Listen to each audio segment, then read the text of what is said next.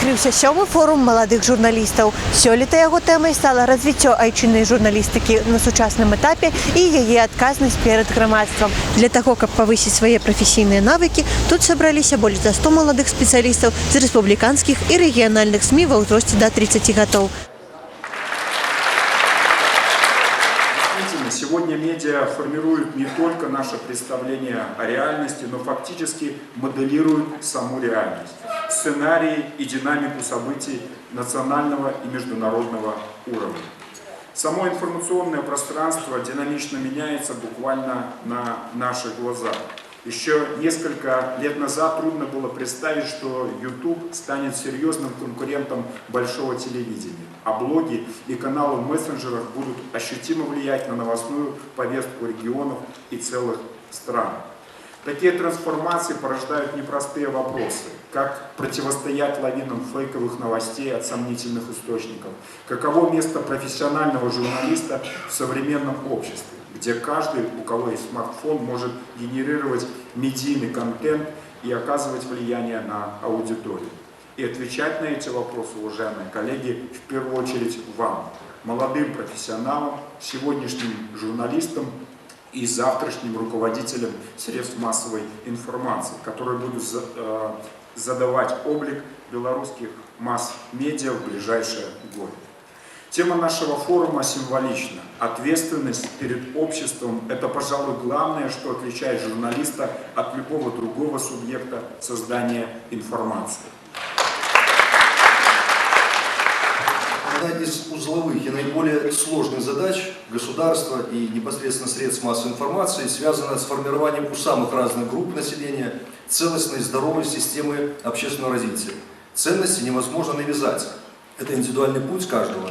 В то же время общество должно активно участвовать в формировании жизненных смыслов, мировоззренческих культурных установок, преемственности, традиций, ценностей. Для объяснения нового в эру информации нужно переосмыслить старое.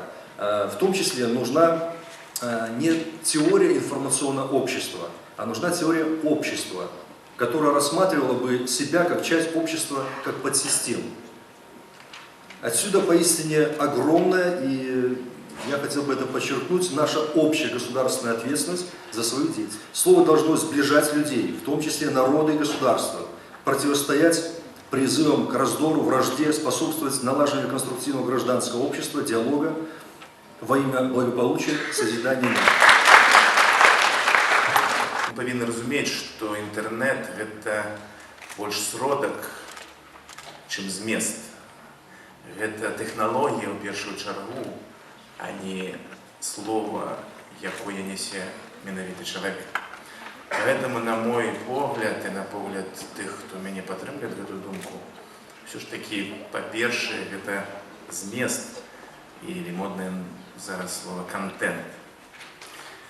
Мы можем разважаць аб тым, сколькі там хтосьці зрабіў чагосьці, як ён данёс до нас вось гэтай інфармацыі, але калі гэта змястоўна, калі гэта цікава, калі гэта модна, сучасна,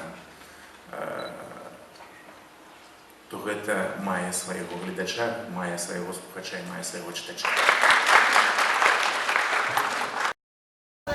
Меня зовут Ольга Семенова, я работаю в агентстве Минск Новости на портале Минск Ньюсбай, я специальный корреспондент. Я иду как раз на секцию, которая связана с кроссплатформенной журналистикой, то есть это то, что, можно сказать, характеризует наше агентство.